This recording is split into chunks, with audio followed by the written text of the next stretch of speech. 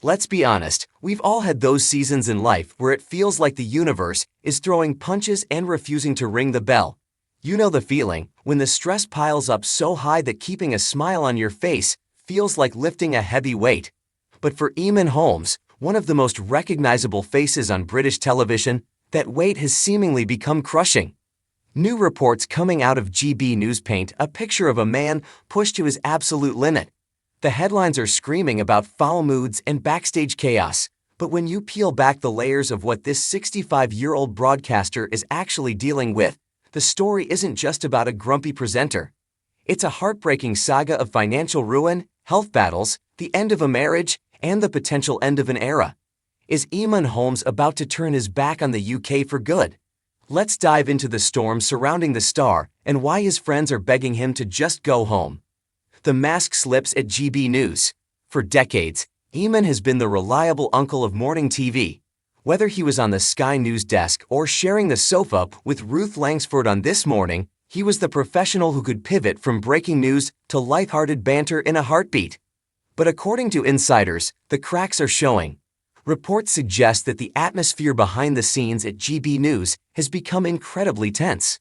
Colleagues are reportedly walking on eggshells, dealing with Eamonn's foul moods and frequent clashes with the production team.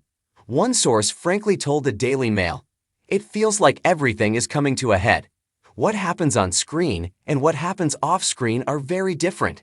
When the cameras roll, Eamonn still switches it on, but away from that it's very messy. It's easy to judge from the outside. Nobody likes a difficult coworker, but context is everything." The source noted that while patience is wearing thin, the root cause is now painfully clear. Eamonn is drowning in a financial and personal nightmare that would break the strongest among us. The £1 million nightmare. They've ruined me. The catalyst for this chaos isn't just workplace stress. It's a devastating war with HMRC that has left the broadcaster reeling. Imagine working for decades, thinking you are playing by the rules, only to have the rug pulled out from under you at retirement age. Eamonn has been embroiled in a bitter tax row regarding his status as a freelancer during his time presenting Sunrise on Sky. The taxman argued he wasn't a freelancer, but an employee. The result? A retroactive bill that is frankly eye-watering. In a moment of raw vulnerability, Eamonn revealed the extent of the damage. He hasn't just paid a fine, he claims he has been financially obliterated. He has paid over £1 million to HMRC already. He was forced to sell his beloved home in Belfast. He had to sell his retreat in Portugal. He still owes a further £250,000. "They've ruined me," Eamonn confessed, his anger palpable. "They came after me and said, 'We always said that you were self-employed.'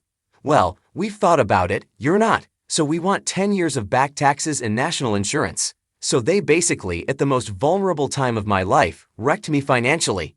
This is where the story hits home for so many.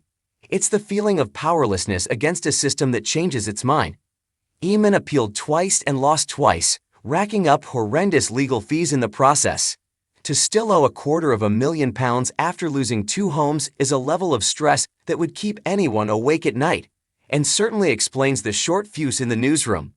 The perfect storm: health, heartbreak, and loneliness.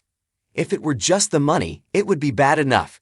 But Eamonn is navigating this financial wreckage while his personal life is under a microscope.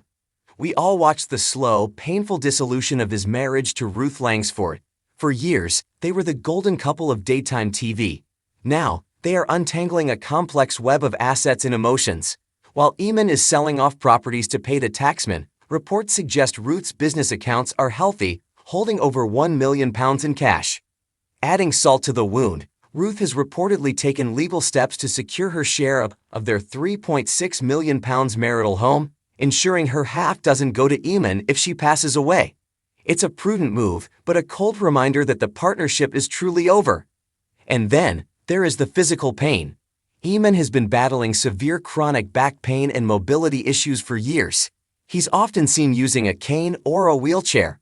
Combined chronic physical pain, the humiliation of public financial ruin, the stress of a high-profile divorce, and the scrutiny of a new relationship with therapist Katie Alexander. Is it any wonder he's snapping at producers?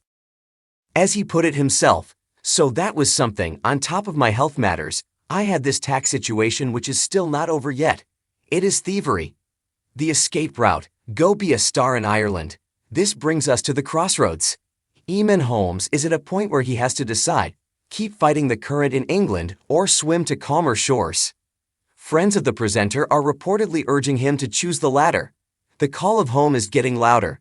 There is a growing sentiment in his inner circle that he should quit Britain, leave the toxic stress of London behind, and return to Ireland. One friend told the press, "He will have a much nicer life, but it seems like he's clinging on to the fame in England. It's all very sad." There is something deeply relatable about this struggle. It's the battle between ambition and peace. In Ireland, Eamonn is a legend. He could likely walk into a broadcasting role that respects his seniority without the cutthroat pressure of the London media landscape.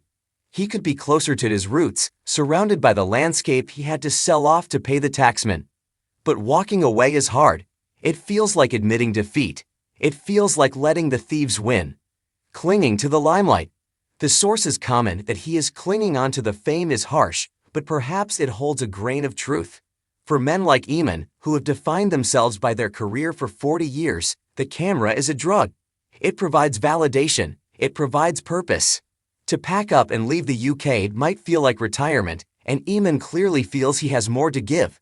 He's fighting tooth and nail, fighting the taxman, fighting the pain, fighting for his spot on air.